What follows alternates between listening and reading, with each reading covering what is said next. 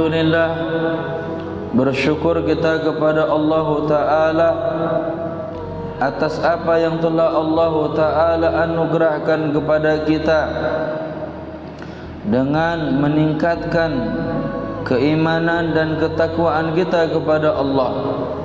Salawat serta salam kita haturkan kepada baginda Muhammad sallallahu alaihi wasallam. Semoga Allah Ta'ala menganugerahkan kepada kita kemampuan untuk bisa mengikuti daripada apa yang diajarkan oleh baginda Muhammad sallallahu alaihi wasallam. Dan di antara apa yang diajarkan oleh baginda Muhammad sallallahu alaihi wasallam, agar kita senantiasa al-amru bil ma'ruf wan nahyu 'anil munkar, mengajak manusia untuk kebaikan dan mencegah manusia untuk melakukan kemungkaran. Sesungguhnya ini perkara bukan hanya saja Rasulullah sallallahu alaihi wasallam yang mengajarkan kepada kita, akan tetapi ada perintah wajib yang datangnya dari Allah Ta'ala. Allah Ta'ala berfirman, A'udzu billahi minasyaitonir rajim. Wal takum minkum ummatun yad'una ilal khair wa ya'muruna bil ma'ruf wa yanhauna 'anil munkari wa ulaika humul muflihun. Wal takum minkum ummatun yad'una ilal khair.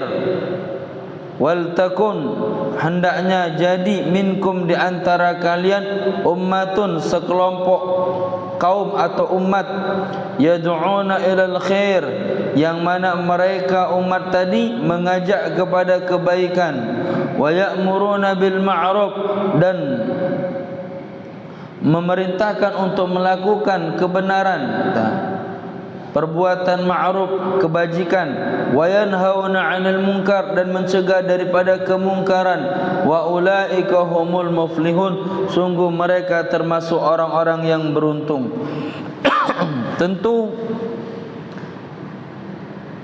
kalimat ini atau firman Allah Ta'ala ini menegaskan bahwasanya hendaknya ada di antara kita yang mengajak kepada kebaikan, mengajak kepada kebenaran, dan mencegah daripada kemungkaran. Dan sungguh perbuatan demikian itu Allah Ta'ala tegaskan muflihun, merekalah orang-orang yang beruntung, merekalah orang-orang yang menang. Nah, dalam artian menang di sini adalah menang dunia dan akhirat. Nah, menang dunia, orang yang telah mengajak kepada kebaikan dan mencegah daripada kemungkaran, maka Allah Ta'ala akan selamatkan dia ketika turunnya azab, ketika turunnya bala. Ini terjadi kepada kaum Ailah. Ailah kayak merek mobil lah, Ailah. Ailah ini perkampungan antara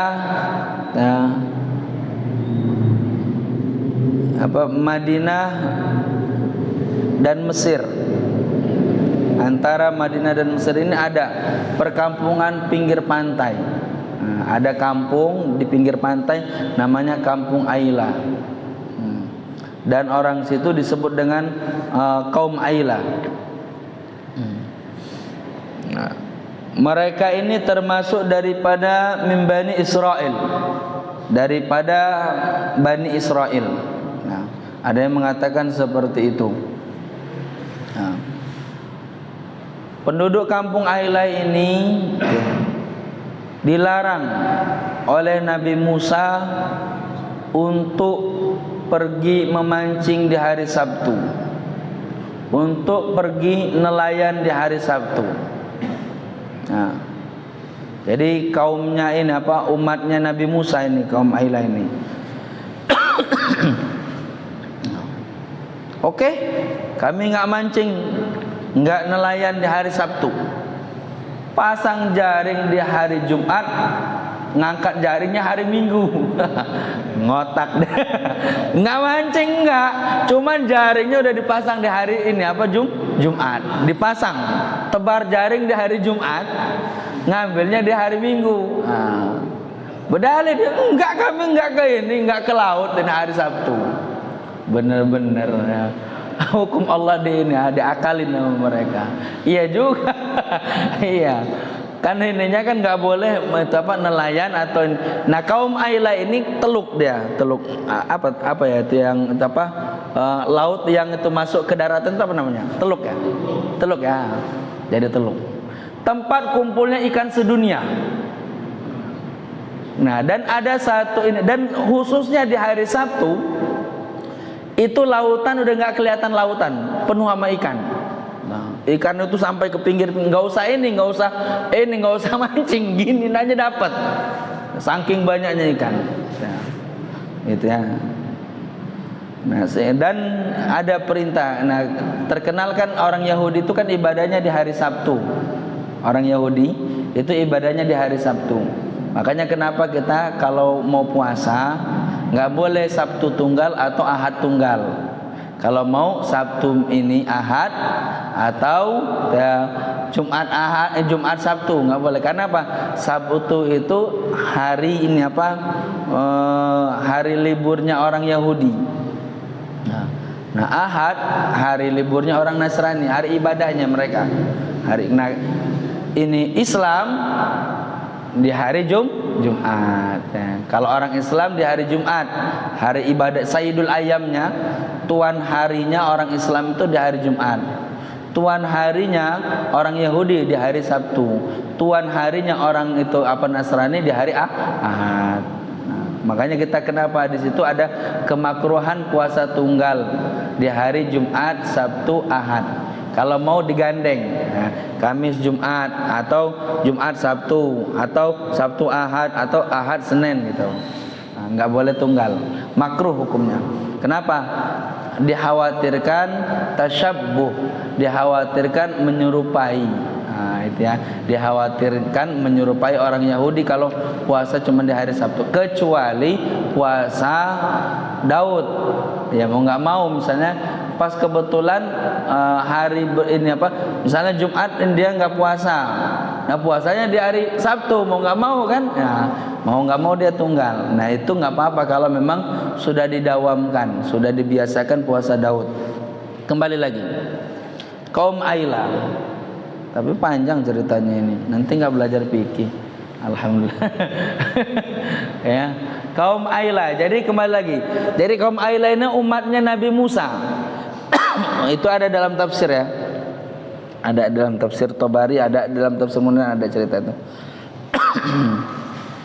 Hasyasawi juga ada. Nah, jadi kaum Aila ini umatnya Nabi Musa. Kata Nabi Musa nggak boleh nelayan di hari Sabtu. Oke, nggak nelayan di hari Sabtu. Tapi perginya mereka di hari Jumat itu, kemudian mereka jaringnya diangkat jaringnya itu di hari Ahad.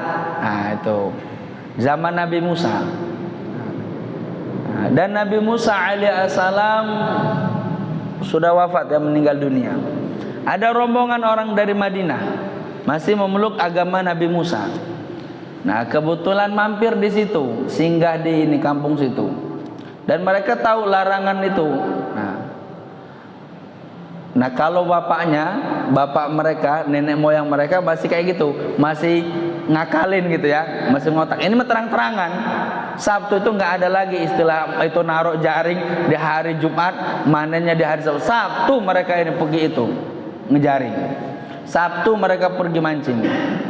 Karena apa? Pohon itu nggak bakal buah itu nggak bakal jauh dari pohonnya. Kalau bapak nenek moyangnya ngengkel juga ini. Ya. Bapak nenek moyang mereka itu nggak patuh dengan syariat Islam. Akhirnya apa? Keturunnya lebih parah lagi. Nah, kalau nenek moyang mereka itu masih ngakal-ngakalin hukum, nah ini keturunannya udah berani melawan hukum. Jadi terang-terangan mereka. Sama penduduk Madinah diingatkan, Ittaqullah, takutlah kalian dengan azab yang Allah turunkan. Bukankah sudah ada larangan untuk pergi atau nelayan di hari Sabtu? Apa mereka enggak mau? Mereka enggak mendengarkan nasihat tadi. Enggak mendengarkan nasihat. Dan bersama mereka ada min anbiya Allah, daripada nabi Allah. Ada yang mengatakan ini daripada nabi Allah bersama rombongan tadi. Sehari dua hari mereka ingatkan ini penduduk Ailah, tapi tetap mereka enggak mau merespon peringatan tadi. Sampai pada akhirnya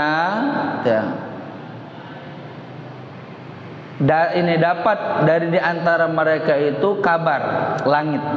Kabar langit ini berarti ini firman Allah ya. Kalau mereka bakal diazab. Kalau mereka orang penduduk kampung Ailah itu bakal diazab. Nah, di antara kelompok tadi terjadilah istilahnya sedikit perdebatan. Udahlah, ngapain kita ngajak-ngajak mereka lagi? Ya. Ngapain kita bakal ngajak-ngajak mereka lagi untuk ini patuh dengan perintah Allah? Toh juga mereka bakal diazab, kata ini. Tapi apa kata pemimpin mereka? Enggak.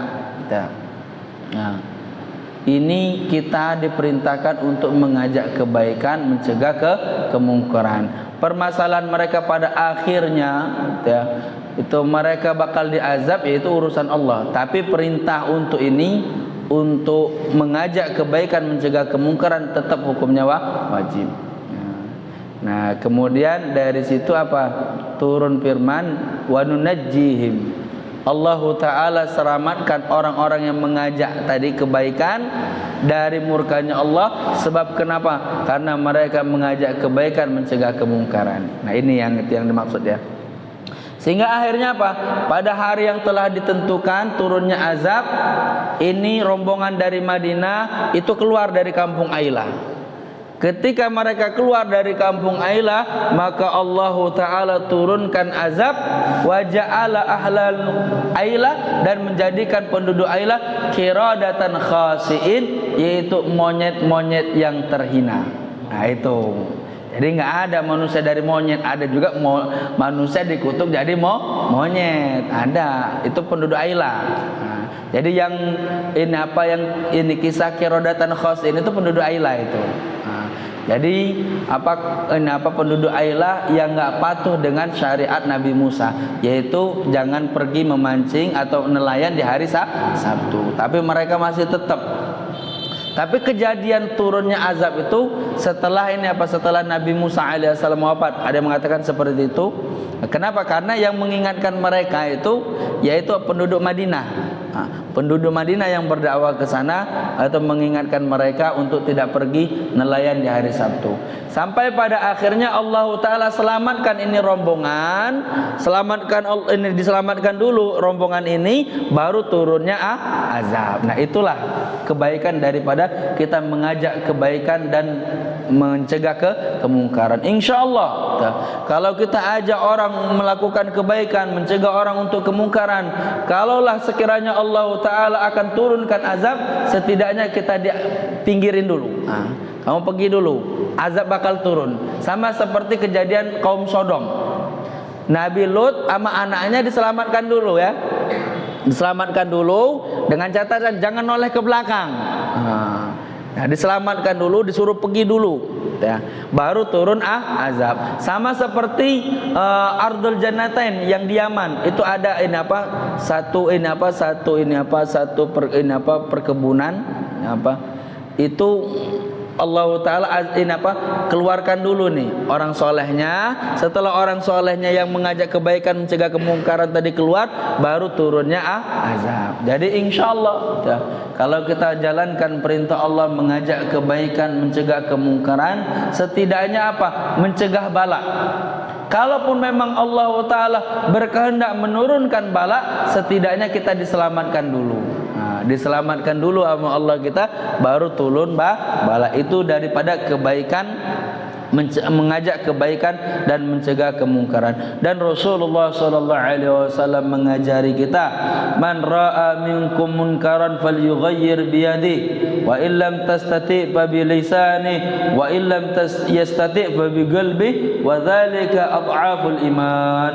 Rasulullah sallallahu alaihi wasallam bersabda, siapa yang melihat kemungkaran, ada orang tinggalkan salat, ada orang yang bermaksiat, ada orang yang berzina, ada orang yang mabuk-mabukan dan lain sebagainya, kebetulan dia seorang yang memiliki kuasa, entah itu dia pejabat daerah atau dia aparat pemerintah atau dia orang ini berpengaruh di kampung itu, maka boleh dia tetapkan peraturan untuk mengubah daripada kemungkaran tadi dengan tangannya.